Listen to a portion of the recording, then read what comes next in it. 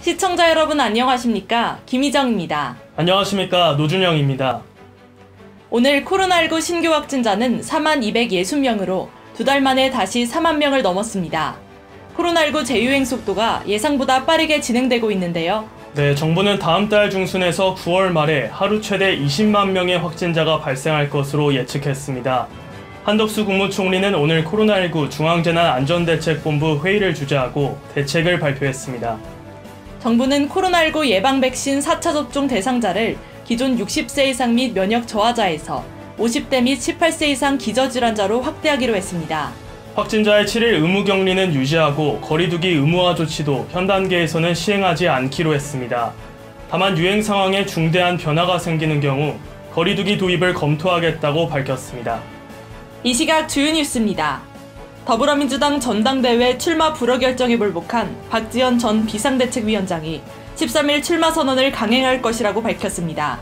박 전 위원장은 후보 등록을 할 예정이고 추후 결정은 당내에서 하지 않을까 한다고 전했습니다. 우상호 더불어민주당 비상대책위원장이 윤석열 대통령의 출근길 도어 스태핑에 대해 대통령이 친절한 건 좋은데 너무 정제되지 않은 언어가 계속 이어지고 있다고 지적했습니다. 그러면서 취지는 좋으니 주 1, 2회 정도만 하면서 좀 더 정제된 메시지 전달이 필요하다고 말했습니다. 지난 1년간 전국 아파트 매물이 62%가량 늘어난 것으로 나타났습니다. 특히 광주 아파트 매물은 407%, 인천은 122% 급등해 매물 증가폭이 가장 높았습니다.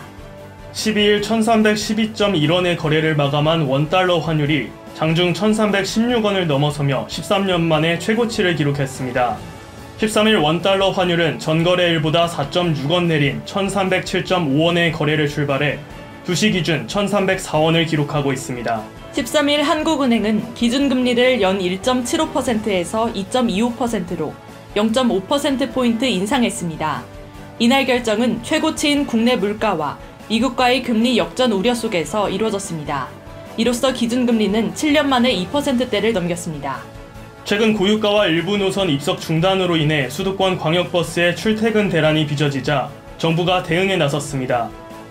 국토교통부와 대도시권 광역교통위원회는 수도권 광역버스 57개 노선의 출퇴근 시간대 운행 횟수를 266회로 확대하고 4개 노선에는 대용량 2층 전기버스 26대를 투입하기로 했습니다. 정부가 공무원 구조조정을 위해 8월 말까지 법무처 진단을 실시합니다. 부처별로 공무원 정원을 1% 줄이고 해당 인력을 국정과제 수행부서 등 필요한 곳에 재배치한다는 방침입니다. 방탄소년단의 소속사 하이브와 월트 디즈니 컴퍼니 아시아 태평양 지역이 글로벌 콘텐츠 협업을 진행한다고 발표했습니다. 이번 협업을 통해 방탄소년단 멤버들이 출연하는 2개 작품을 포함해 하이브가 제작한 총 5개 콘텐츠를 전 세계 디즈니 스트리밍 서비스에 공개하게 됩니다. 청와대가 국민에게 개방된 지 벌써 2달째인데요.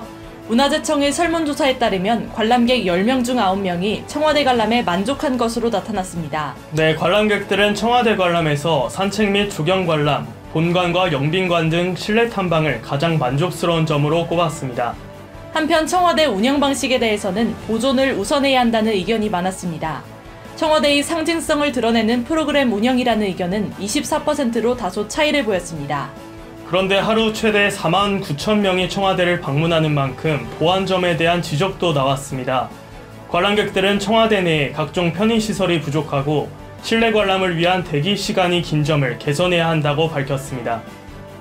이 시각 주요 뉴스였습니다. 지금까지 김희정, 노준영이었습니다.